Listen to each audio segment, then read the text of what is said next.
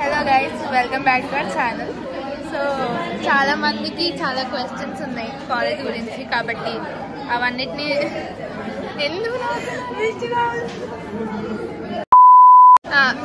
అవన్నిటిని ఇప్పుడు మేమందరం ఆన్సర్ చేయబోతున్నాం. ఓకే, ద ఫస్ట్ క్వశ్చన్, గర్ల్స్కి డ్రెస్ కోడ్ ఏంటి? రూల్ ఏంటంటే పక్కా మ్యాండేటరీగా నీ లెంత్ సైజ్ కుర్తీస్ వేసుకోవాలి. నీ అబో కుర్తీస్ కింద జీన్స్ వేసుకోవచ్చు, ఫ్రాక్స్, టీ షర్ట్స్ అవే మళ్ళీ. కానీ మరి దొరికితే మాత్రం ఇంకా మళ్ళీ దానికి ఎగ్జాంపుల్ ఒకసారి పట్టుకున్నారు ఇవన్నీ. హెచ్ఓడి దగ్గర తీసుకెళ్తాడు, ఐడి కార్డు తీసుకుంటారు. మొత్తం మేమైతే ఎప్పుడు దొరకలేదు. మేము దొరకము. అప్పుడప్పుడు చెకింగ్ ఉండదు, కానీ ఉంటే మాత్రం పట్టుకుంటారు. అక్కడే ఆపుతారు. చాలా most of the time checking ఉంటుంది, కానీ అప్పుడప్పుడు చెయ్యరు. మధ్య ఉండట్లేదు అంత. కానీ ఫస్ట్ ఇయర్స్ వస్తే మాత్రం చెకింగ్ ఉంటుంది. మీకు మాత్రం గ్యారంటీ ఉంటుంది. చాలా స్ట్రిక్ట్ ఉంటుంది. ఐడి కార్డ్ తీసుకుంటే పేరెంట్స్ కూడా కాల్ చేస్తారు. ఓకే, సో నెక్స్ట్ క్వశ్చన్, కాలేజ్లో స్పోర్ట్స్ అవన్నీ ఉంటాయా?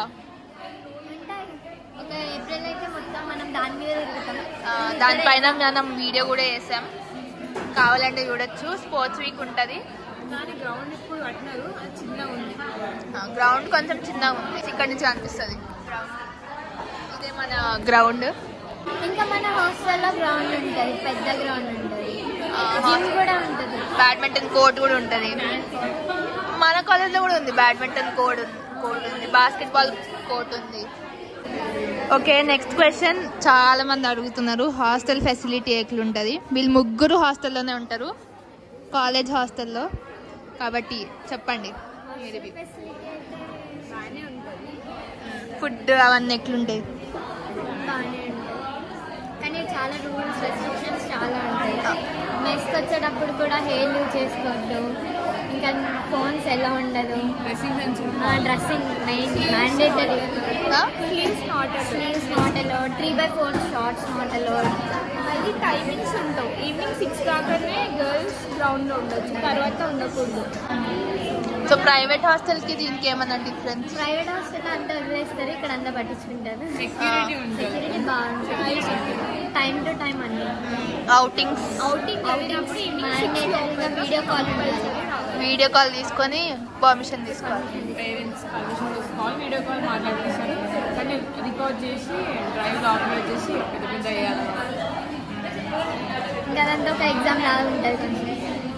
అప్పుడే మనల్ని వార్డెన్స్ కూడా తిడుతుంటారు. మనం బయటికి వెళ్తే ఈవినింగ్ 6 పక్కా రావాలి. లేకపోతే స్టార్ట్ అయితే మళ్ళీ గేట్ దగ్గర ఆపి పేరెంట్స్ కాల్ చేసి అది ఇది సోదంతా చెప్తారు. హాస్టల్ అయితే బాగానే ఉంటుంది, రూల్స్ రెస్ట్రిక్షన్స్ చాలా ఉంటాయి.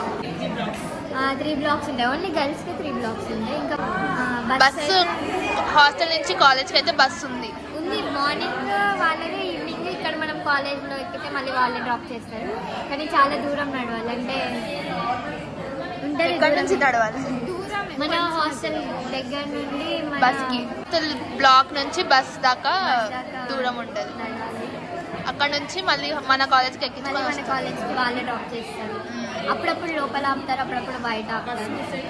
బస్ మిస్ అయితే మళ్ళీ అవుట్ బస్ తీసుకోవాలి, అది మ్యాండేటరీ. చాలా బాగుంటుంది. 5 షేరింగ్ స్పేస్ చేసుకోవాలి. Per room 5 members. Washroom attach washroom. Dobby కూడా ఉంటుంది. దోబి కూడా ఉంటుంది. నాన్ వెజ్ ఎన్నిసార్లు పెడతారు? నాన్ వెజ్ వెన్స్డే సండే పెడతారు, 2 times. బిర్యానీ కూడా పెడతారు.